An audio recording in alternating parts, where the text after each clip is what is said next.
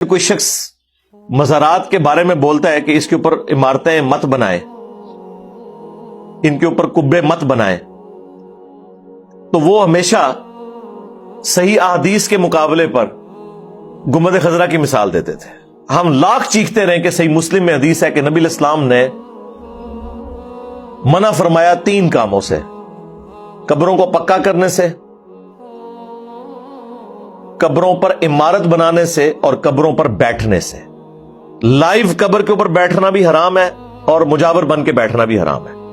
Live بیٹھنے کے بارے میں تو مسلم شریف میں حدیث ہے کہ کوئی شخص کسی مسلمان کی قبر پہ بیٹھے یا پاؤں رکھے، اس سے بہتر ہے کہ وہ آگ کے انگاروں پہ بیٹھے اور وہ انگارے اس کے کپڑے اور کھال کو بھی جلا دے۔ یعنی وہ جو تکلیف ہے اس سے بڑھ کر عذاب ہونا ہے اگر کوئی شخص کسی مسلمان کی قبر پہ پاؤں رکھتا ہے یا بیٹھتا ہے جان بوجھ کے توہین کے طور پہ۔ ویسے اگر کسی کو نہیں پتا نیچے قبر ہے وہ تو ظاہر ہے اس کے اوپر نہیں آئے گی چیز۔ اور قبروں پہ جانے کا مقصد بھی صحیح مسلم میں نبی علیہ السلام نے بیان کر دیا کہ میں تمہیں قبروں پہ جانے سے منع کرتا تھا لیکن اب میں تمہیں حکم دیتا ہوں کہ قبروں پہ جاؤ تاکہ آخرت کی یاد آئے۔ یہ دنیا سے بے رغبتی دلانے والی جگہ ہے قبرستان، یہ نبی علیہ السلام نے مقصد بتایا تھا۔ خیر، وہ گنبد خضرا کو انہوں نے نبی علیہ السلام کے ساتھ جوڑا اور پھر اس کی بنیاد کے اوپر جو قبروں پہ مزارات بنانے کی مذمت کرتے تھے احادیث کی روشنی میں انہیں کہا یہ گستاخ رسول ہیں، یہ تو کہتے ہیں ہم گنبد خضرا بھی گرا دیں گے۔ اور بعض لوگوں نے تو اتنے جذباتی جملے بولے، انہوں نے کہا کہ یہ رسول اللہ کی قبر کو ننگا کرنا چاہتے ہیں اوپر سے۔ ان جاہلوں کو یہ پتہ ہی نہیں ہے کہ اگر رسول اللہ کی قبر گنبد خضرا کے اتارنے سے ننگی ہوتی تو پہلے 650 سال تک کیا قبر مبارک اوپر سے ننگی تھی؟ گنبد خضرا ایک جو مملوک سلطنت ہے ایوبی امپائر کی، اس کا ایک بادشاہ تھا خلیفہ منصور قلاوون، جو 689 ہجری میں فوت ہوئے۔ آج چل رہا ہے 1444 ہجری، یعنی آلموسٹ 800 سال پہلے۔ انہوں نے 678 ہجری میں یہ لکڑی کا گنبد بنا کے قبر رسول کے اوپر رکھا، حجر عائشہ کی چھت کے اوپر۔ حجر عائشہ تو پہلے سے موجود تھا اور وہ نبی علیہ السلام کا پروٹوکول ہے۔ جامع ترمذی میں حدیث ہے کہ سیدنا ابوبکر کہتے ہیں کہ نبی علیہ السلام سے میں نے یہ خود سنا تھا کہ اللہ تعالیٰ نبی کو وہیں پر موت دیتا ہے جو اس کے لیے پسندیدہ جگہ ہوتی ہے۔ لہذا صحابہ میں جب اختلاف ہوا کہ نبی علیہ السلام کو دفن کہاں کرنا ہے، بعض نے کہا بیت المقدس لے جاتے ہیں یروشلم میں، بعض نے کہا بقیع غرقد میں، تو حضرت ابوبکر نے کہا کہ میں نے نبی علیہ السلام سے یہ سنا تھا کہ اللہ تعالیٰ نبی کو اس جگہ پر موت دیتا ہے جو سب سے پسندیدہ جگہ ہوتی ہے اللہ کے نزدیک۔ تو رسول اللہ کی ڈیتھ جس بیڈ کے اوپر ہوئی ہے ایگزیکٹلی اس چارپائی کے نیچے نبی علیہ السلام کی قبر کھو دی جائے۔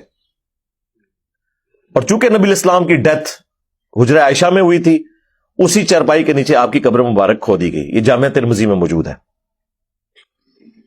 بلکہ جامع ترمذی میں یہاں تک موجود ہے کہ حضرت عیسیٰ ابن مریم جب دنیا میں تشریف لائیں گے اور پھر وہ زندگی گزار کے فوت ہوں گے تو وہ بھی قبر رسول کے ساتھ اسی جگہ پر دفن ہوں گے۔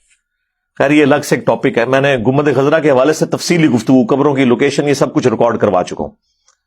میں اب اسپیسیفکلی اس چیز کو ڈسکس کرنے جا رہا ہوں کہ یہ گنبد خضرا کو انہوں نے نبی علیہ السلام کے ساتھ کیسے جوڑ دیا جو رسول اللہ کی مخالفت کے اوپر بنایا گیا تھا 678 ہجری کے اندر۔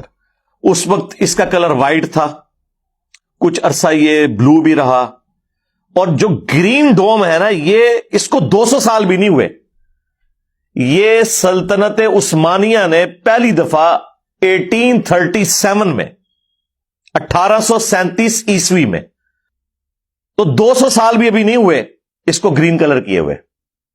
یہ انہوں نے گرین کلر کیا تھا اور اس کے بعد سے ریگولرلی ہوتا ہے، اور پھر وہ گنبد سے کلر اتارتے ہیں، وہ پھر پوری دنیا میں تبرکن تقسیم بھی ہوتا ہے۔ میرے پاس بھی گھر میں رکھا ہوا ہے کیونکہ ہمارے جیلم کا ایک پینٹ کرنے والا تھا، وہ بھی اس میں انوالو رہا ہے، تو اس نے مجھے وہ تھوڑا سا گنبد دیا تھا۔ یعنی یہ میں زمانے بریلویت کی بات کر رہا ہوں، پچھلی صدی کی، ہاں پچھلی صدی کی 1997 98 کی بات کر رہا ہوں، ایگزیکٹلی پچھلی صدی بنتی ہے نا وہ۔ تو وہ گنبد خضرا کہ پیچھے یہ ہسٹری ہے. آپ کو یہ بھی نہ سمجھے کہ ٹیکنالوجی نہیں تھی. ٹیکنالوجی تو رسول اللہ کی پیدائش سے پہلے آلموسٹ 35 سال پہلے آیا صوفیہ یہ استنبول میں جو ہے, جس کا گنبد خضرا سے ایٹ لیسٹ 10 گنا بڑا ہے, وہ بنایا گیا تھا نبی الاسلام کی پیدائش سے بھی 35 سال پہلے. اور سیدنا عمر کے دور میں جب رومن امپائر آج کا اربوں ڈالر جزیہ دیتی تھی مسلمانوں کو, کیا حضرت عمر کے لیے مشکل تھا کہ ایک آیا صوفیہ کو بنیاد بناتے ہوئے اور اس طرح کے کاریگروں کو ہائر کرتے ہوئے ایک گنبد جو ہے رسول اللہ کی قبر پہ بنا دیتے, سونے کا بنا دیتے؟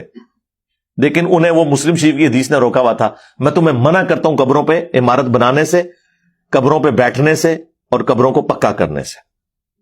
اور یہ صرف قبر کے بارے میں ہے. آپ گنبد مسجد میں بنا سکتے ہیں, کسی اور ہسٹوریکل پلیس پہ بنا سکتے ہیں, کوئی مسئلہ نہیں ہے. ہزاروں صحابہ زندہ ہیں. 72 ہجری میں حضور کی وفات کے 61 ایئرز کے بعد عبد الملک بن مروان نے یروشلم میں,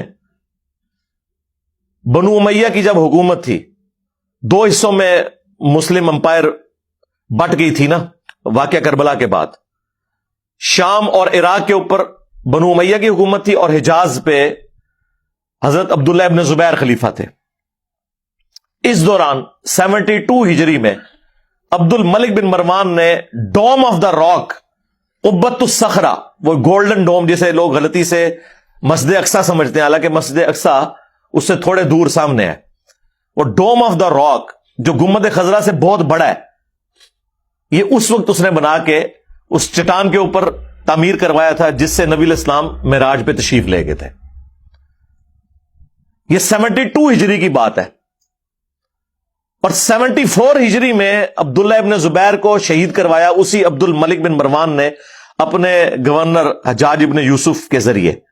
اس کے بعد حجاز کے اوپر بھی اس کی حکومت ہو گئی, لیکن اس نے جرت نہیں کی کہ یہاں پہ کوئی گنبد بنا کے رکھے. انہیں پتا تھا کہ نبی الاسلام کی قبر کے ساتھ یہ کام نہیں کر سکتے. ایون اس کا جب بیٹا ولید بن عبد الملک حکمران بنا, صحیح بخاری میں آتا ہے کہ اس کے دور میں آلموسٹ سیدنا عمر کی شہادت کے 70 ایئرز کے بعد حجر عائشہ کی دیوار گری تو ایک پاؤں ظاہر ہوا. لوگوں نے استغفار پڑھنا شروع کر دیا. پھر عروہ ابن زبیر کو بلایا گیا, تو جو حضرت عائشہ کے محرم بھی تھے اور بھانجے بھی تھے, انہوں نے بتایا کہ یہ جو قبروں کی لوکیشن ہے نا, یہ حضرت عمر کا پاؤں ہے جو نکلا ہے. اور پھر حجر عائشہ کو دوبارہ سے تعمیر کیا گیا, اس کی دیوار کو. اس وقت تو بڑا اچھا موقع تھا کہ کنسٹرکشن ہو رہی تھی, تو ایک گنبد یہاں بنا دیتے کہ بھی میرے باپ نے تو قبۃ الصخرہ بنوایا تھا, تو میں اپنی لیگیسی چھوڑ دیتا ہوں, یہاں گنبد خضرا بنواتا ہوں. نہیں,